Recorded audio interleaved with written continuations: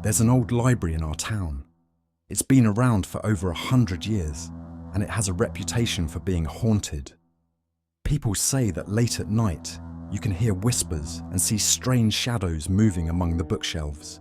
Most of my friends and I never believed these stories until we decided to spend a night there.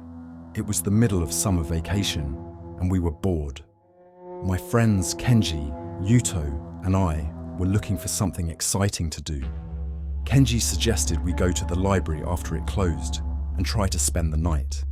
It sounded like a great adventure, so we all agreed. That evening, we waited until the library closed and the staff left. We snuck in through a back window that Kenji had found earlier. Once inside, we set up our sleeping bags in a corner and looked around. The library was dark and quiet, and the air felt cool and musty.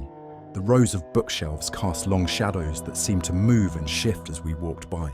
We decided to explore a bit before settling down. We walked through the aisles, shining our flashlights on the old, dusty books. Everything seemed normal at first, but as we went deeper into the library, I started to feel uneasy. It felt like we were being watched. "Did you hear that?" Yuto whispered, stopping suddenly. "Hear what?" Kenji asked. "I thought I heard someone whispering."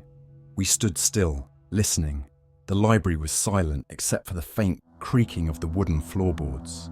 We shrugged it off and continued exploring, but I couldn't shake the feeling that something was wrong. As we reached the back of the library, we found an old, locked door. It looked like it hadn't been opened in years.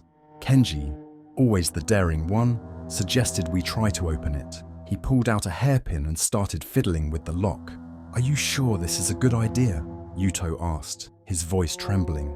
"Relax, it's just a door," Kenji replied, grinning. After a few minutes, the lock clicked open.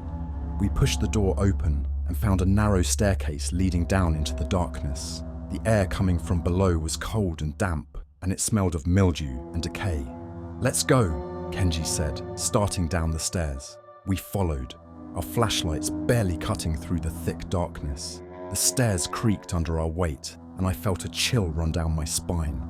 At the bottom, we found a small, dusty room filled with old books and cobwebs. In the center of the room was a large wooden table with a single, flickering candle. "This place is creepy," Yuto said, looking around nervously. As we examined the room, we found an old, leather-bound book on the table. It looked ancient, with strange symbols and writing on the cover. Kenji picked it up and opened it. "Look at this," he said, showing us the pages. The book was filled with strange drawings and writings in a language none of us could read. The drawings showed dark, twisted figures and scenes of death and suffering. As Kenji flipped through the pages, the candle flickered and went out, plunging the room into darkness. We heard a soft whispering, like a dozen voices speaking at once. The air grew colder, and I felt a hand on my shoulder. I turned, but there was no one there. Panic set in, and we scrambled to find our way back up the stairs. As we reached the top, the door slammed shut behind us, and the whispering grew louder. We ran back to our corner, our hearts pounding. The library seemed different now, more sinister. The shadows seemed to move on their own, and the whispering followed us. We huddled together, too scared to move. The whispering grew louder and more urgent, filling the air with a sense of dread. I glanced around and saw a dark figure standing at the end of the aisle, watching us. "There's something here," I whispered, pointing towards the figure. Kenji and Yuto turned to look, and their faces went pale. The figure started to move towards us, its form shifting and changing as it came closer. We could see its eyes glowing in the darkness, filled with malice. We grabbed our things and ran, heading for the back window. As we reached it, the figure lunged at us, and I felt a cold hand grab my arm. I screamed and yanked free, diving through the window. We ran all the way home, not stopping until we were safe inside. We never spoke about what happened that night, but we all knew we had encountered something evil. The library was different now, haunted by whatever we had unleashed. The town still talks about the haunted library, and no one goes there after dark.